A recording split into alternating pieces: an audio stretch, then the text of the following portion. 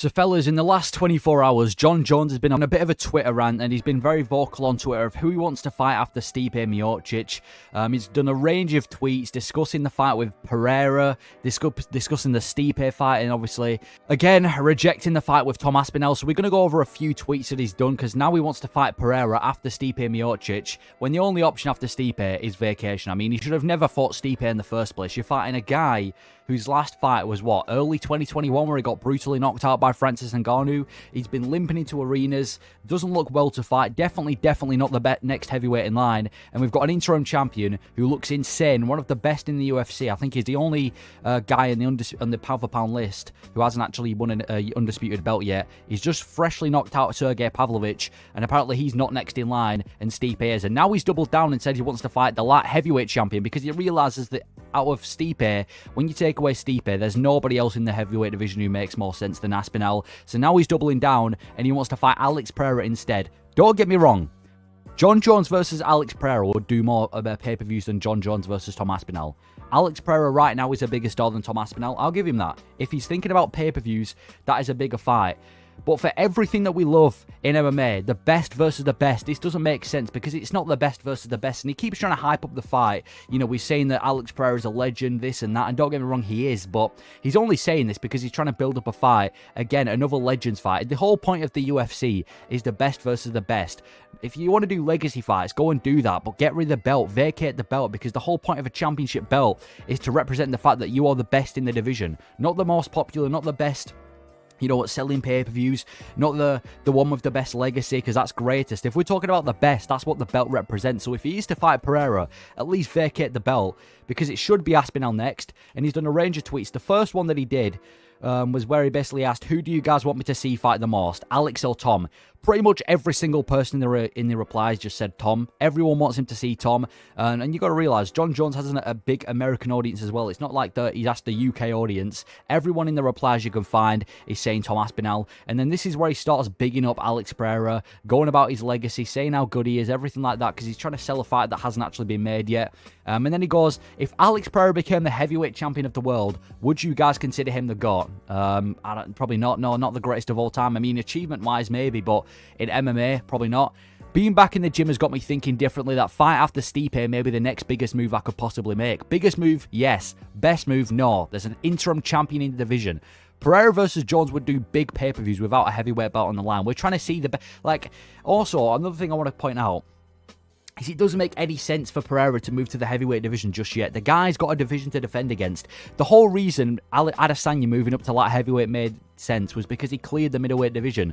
The whole point of Volkanovski moving up to face Islam was because Volkanovski cleared the featherweight division. Pereira hasn't cleared the light heavyweight division. He's got some good wins. Jan Blachowicz, Jamal Hill, Jiri Prochazka, all good wins. And you know what? He's still got other fights as well, because he's only got one defense. He hasn't cleared out his division. He hasn't beaten Magomed Ankalaev. There's still a lot of contenders. We've got Vitor Petrino, who's going to be in title talks if he beats Anthony Smith. We've got Khalil Rountree coming up against Jamal Hill. There's a potential rematch with Jiri Prochazka.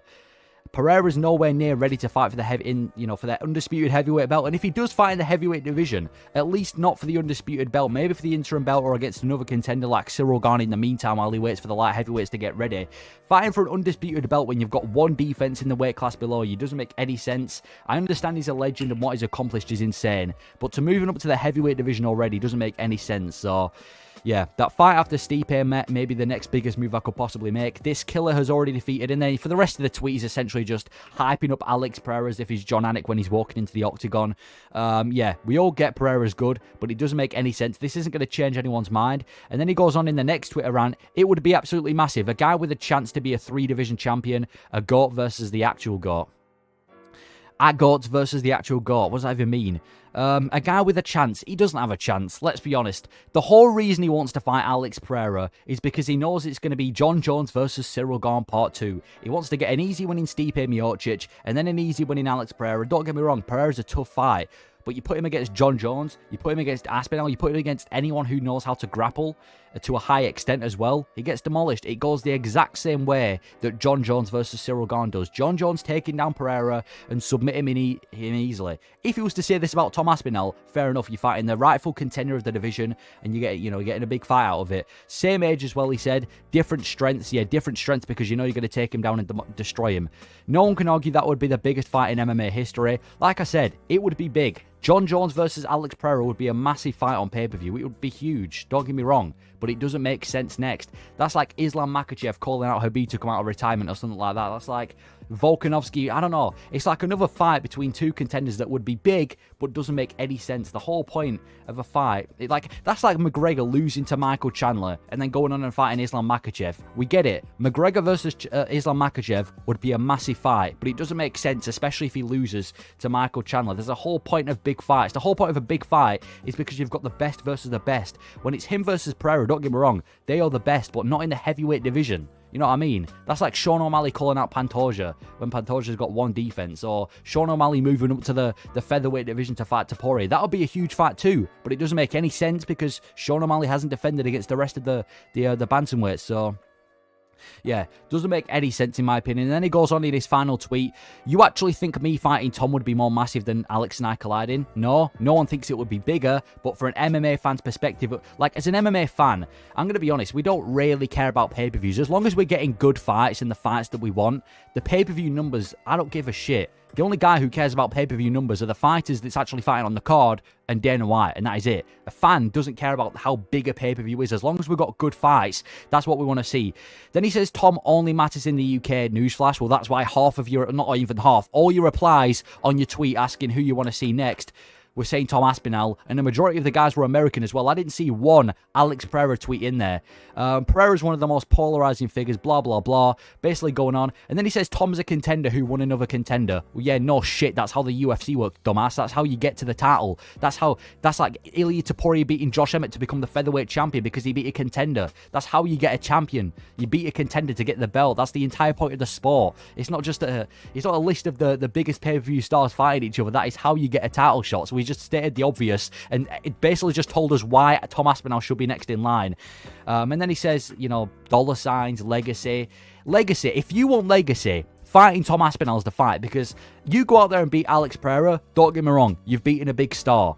But everyone after you retire is going to be saying, what about Tom Aspinall? You're going to be remembered as the guy that ducked Tom Aspinall. You go out there and beat Tom Aspinall, you will be remembered as the greatest of all time without any questions. No one can say you ducked this guy or that guy. If you go out there and beat Tom Aspinall, fair play, you've beaten him. And then he says, not what the UK fans are going to see, blah, blah, blah. Again, we already went over this. Every reply that you had was saying Tom Aspinall, even though you're an American dude. Literally just went through this with the French fans. No, you fought Ciryl Gane because it's an easy stylistic fight. That's why you fought Ciryl Gane. Because let's be honest, if you were caring about pay-per-views, your comeback fight to the UFC would not have been Ciryl Gane. It would have been Francis Ngannou, or maybe you'd have done Stipe there. There's a reason you did Ciryl Gane, and it's because it's an easy fight. If Marcin Tybura was in the position that Tom Aspinall was in right now, you'd be picking for that fight. You'd be picking a fight with Tybura. Oh, but now you've got a guy that's actually skilled, an actual threat to your belt. You don't want to fight him. And this is the problem with the UFC. It's not the best versus...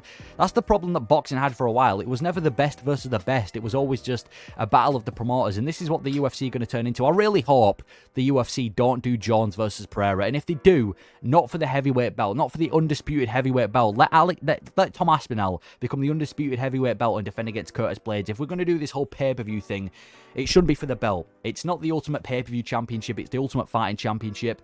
And yeah, I hope the UFC don't entertain this next. And if Jones is going to make a move and, fight Stipe, then at least retire after it. Don't, make your legacy even worse and show that you're ducking Aspinall even more. But that's my thoughts on this whole situation between Jones and Aspinall and Jones and Pereira.